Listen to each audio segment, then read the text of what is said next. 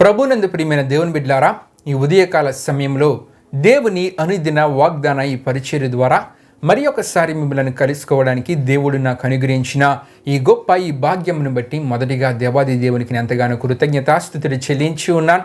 మరి ముఖ్యంగా ఈ అనుదిన ఈ వాగ్దాన ఈ పరిచర్యను వీక్షిస్తున్న ఆత్మీయులకు మీ అందరికీ ప్రభువైన యేసుక్రీస్తు నామములో శుభాభివందనాలు తెలియజేస్తూ ఉన్నానండి. దేవునికి స్తోత్రం. హల్లెలూయా, హల్లెలూయా.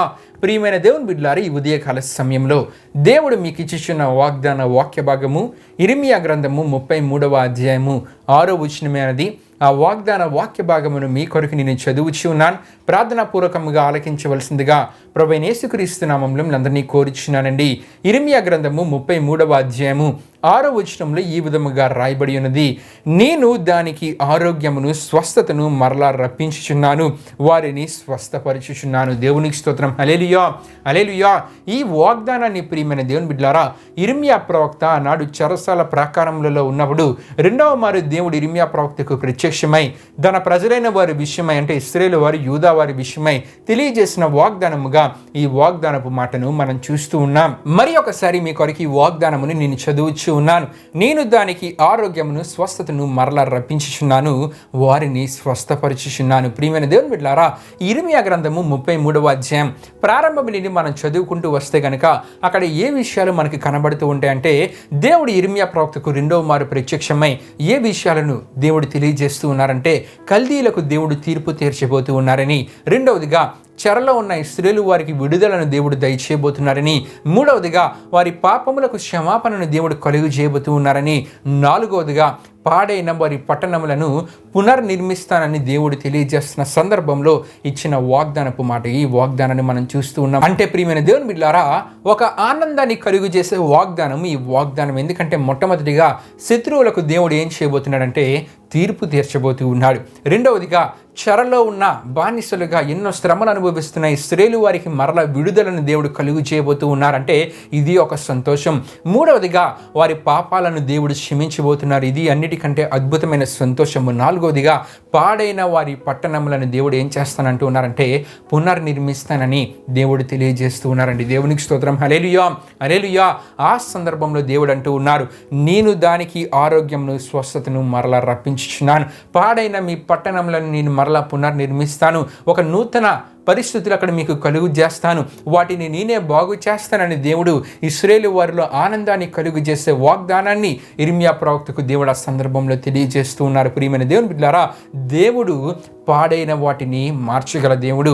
పాడైన మీ పట్టణ ప్రాకారములను అన్నిటినీ నేను చేస్తానంటే వాటికి ఆరోగ్యాన్ని, స్వస్థతనంటే మరలా వాటిని నేను బాగు చేస్తానని, వాటి పరిస్థితులు నేను మార్చివేస్తానని దేవుడు ఆ సందర్భంలో అంటూ ఉన్నారు. ప్రియమైన దేవుని బిడ్డలారా, ఇక్కడ మనకు తెలియజేయబడుతున్న ఆత్మీయ సత్యము, ఆత్మీయ సందేశము ఏమిటంటే ప్రియమైన దేవుని బిడ్డలారా, పాడైన జీవితాలుగా కొన్ని జీవితాలు, కొంతమంది జీవితాలు ఉంటూ ఉంటాయి. కొన్ని పాపపు పరిస్థితుల ద్వారా, లేకపోతే వారి జీవితాలలో ఎదురైన అనుభవాల ద్వారా వారు ఎటువంటి జీవిత విధానం వారు కలిగి ఉన్నారని వారు భావిస్తూ ఉంటారంటే, పాడైన పరిస్థితి, నా జీవితం ఇంతే, నా జీవితం ఇదే, వృధా అని వారు భావిస్తూ ఉంటారు. ఇటువంటి వారి జీవితాలను దేవుడు ఏమంటూ ఉన్నారంటే, నేను దానికి మరల ఆరోగ్యాన్ని, స్వస్థతను రప్పిస్తానని అన్నాడు.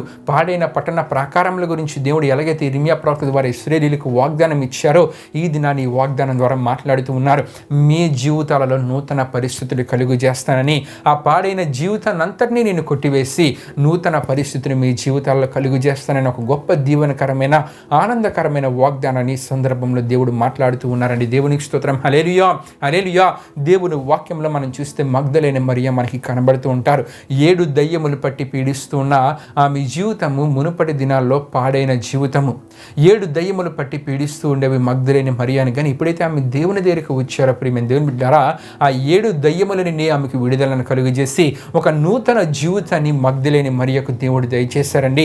అంతేకాకుండా ఇంకా మనం చూస్తూ ఉంటాం, గెరాసీనుల దేశానికి యేసుప్రభువు వారు వెళ్ళినప్పుడు, ఆ ప్రాంతానికి వెళ్ళినప్పుడు అక్కడ గెరాసీనుల ఆ ప్రాంతంలో ఒక యవనస్తుడు మనకి కనబడుతూ ఉంటాడు.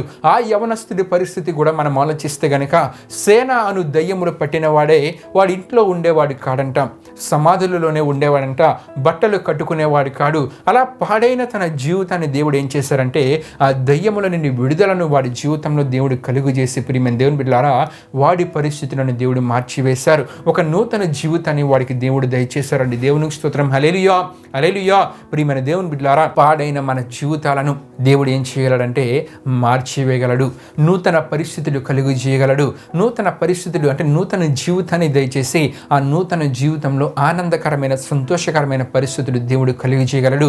అక్కడ పాడైన పట్టణ ప్రాకారములను బాగు చేయడం ద్వారా ఇశ్రాయేలు వారిలో ఆనందము సంతోషము ఈ విధముగానే మన జీవితాలలో ఒక నూతన జీవితాన్ని దేవుడు దయచేయడం ద్వారా మన జీవితంలో ఆనందాన్ని సంతోషాన్ని దేవుడు కలుగు చేస్తారు. అయితే మనము ఇటువంటి ఆశీర్వాదకర స్థితిని ఇటువంటి ఆనందకరమైన పరిస్థితిని ఒక నూతన జీవితాన్ని దేవుడి ద్వారా మన జీవితాలలో మనం పొందుకోవాలంటే సామెతల గ్రంథంలో ఒక విషయం మనకి కనబడుతుంటుంది. ఏమిటంటే సామెతల గ్రంథం 3:7-8 మనం చదువుకుంటే గనుక యెహోవా యందు భయభక్తులు కలిగి చెడుతనము విడిచిపెట్టుము, అప్పుడు నీ దేహమునకు ఆరోగ్యమును నీ ఎముకలకు సత్తువయు కలుగునని అక్కడ మనం చూస్తూ ఉంటాం. అంటే ప్రియమైన దేవుని బిడ్డలారా ఎవరైతే దేవుని యందు భయభక్తులు కలిగి జీవిస్తారో చెడుతనాన్ని విడిచిపెడతారో ప్రియమైన దేవుని బిడ్డలారా పాడైన వారి జీవితాలను ఆ పరిస్థితులన్నింటినీ వారి జీవితాల నుండి కొట్టివేసి దేవుడు ఏమంటూ ఉన్నారంటే ఒక నూతన జీవితాన్ని మీకు దయచేస్తాను. ఆ నూతన జీవితంలో సంతోషము ఆనందమే మీలో ఉంటుందని దేవుడి వాగ్దానం ద్వారా మాట్లాడుతూ ఉన్నారండి. దేవునికి స్తోత్రం. హల్లెలూయా, హల్లెలూయా.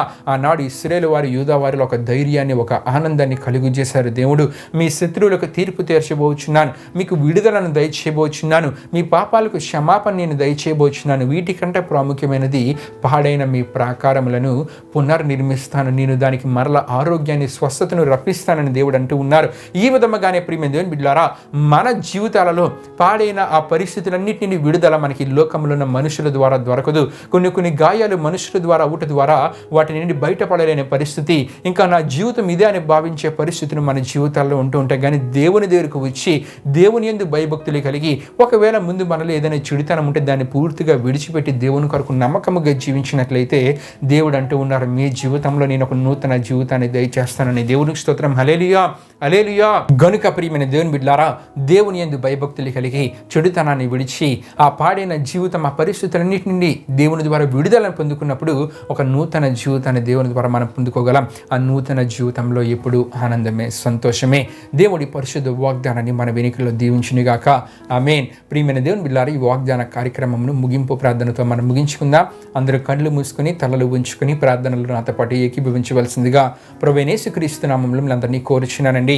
ప్రార్థన చేసుకుందాం. మహిమ స్వరూపైన మా ప్రభువా జీవాధిపతి యేసయ్యా నీ ఘనమైన నామమునకే మహిమ ఘనత ప్రభావం చెల్లించినాం దేవా.